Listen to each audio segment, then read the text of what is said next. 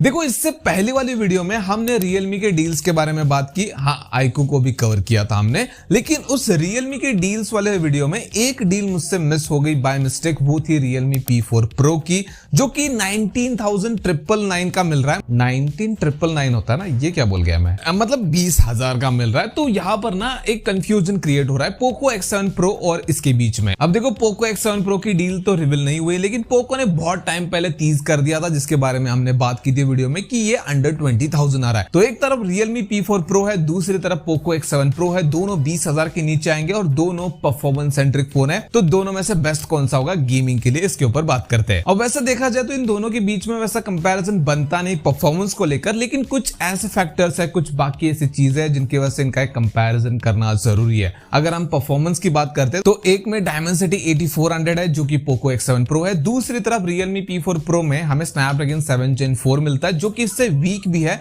Plus उसमें LPDDR4X RAM, UFS 3.1 storage मिल रही है, जबकि इसमें LPDDR5X रैम और UFS 4.0 स्टोरेज मिल रही है। तो अगर ओवरऑल देखोगे तो परफॉर्मेंस तुम्हें Poco X7 Pro में बेटर मिलने वाली है, लेकिन Realme के साथ एक एडवांटेज है कि वहां पर तुम्हें एक ग्राफिक चिप मिलती है, जिसकी वजह से तुम उसमें 144 FPS में गेमिंग कर सकते हो। वहां पर तुम्हें 144 हर्ट्ज का रिफ्रेश रेट मिल रहा है, तो उसका एडवांटेज फुल उठा सकते हो। हाँ, लेकिन वो हार्डवेयर बेस नहीं है, वो सॉफ्टवेयर बेस है।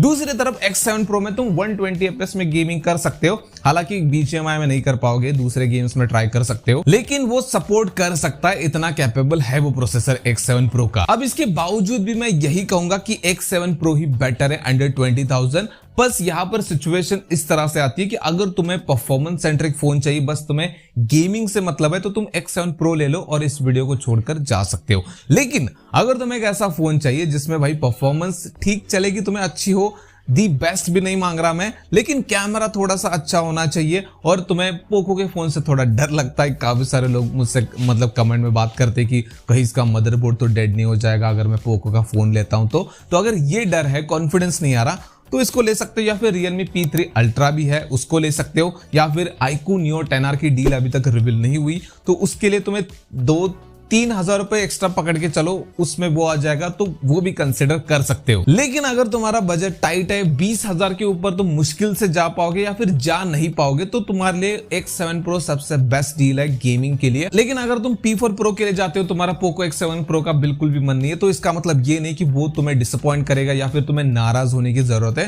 नहीं, उसमें भी तुम अच्छी गेमिंग कर सकते हो। 144 FPS का ऑप्शन भले ही तुम्हें मिल जाए, वो स्टेबल ना हो, लेकिन गेमिंग तो अच्छी होगी। X7 Pro जितने स्टेबल ना सही, लेकिन उसमें तुम्हें 7000 mAh की बैटरी मिल रही है, तुम्हें अच्छा सेल्फी कैमरा मिलेगा, ओवरऑल कैमरा तुम्हें अच्छा मिलेगा कंपेयर टू X7 Pro, क्योंकि X7 Pro बनाई परफॉर्मेंस के लिए, वो कैमरा के लिए नहीं है। तो मुझे लगता है कि इस वीडियो से तुम्हें एक क्लियर माइंडसेट मिल चुका होगा कि किसको X7 Pro लेना चाहिए, जो हार्डकोर गेमर है, जिसको 20,000 के नीचे बस गेमिंग से मतलब है, बाकी चीजें नहीं चाहिए।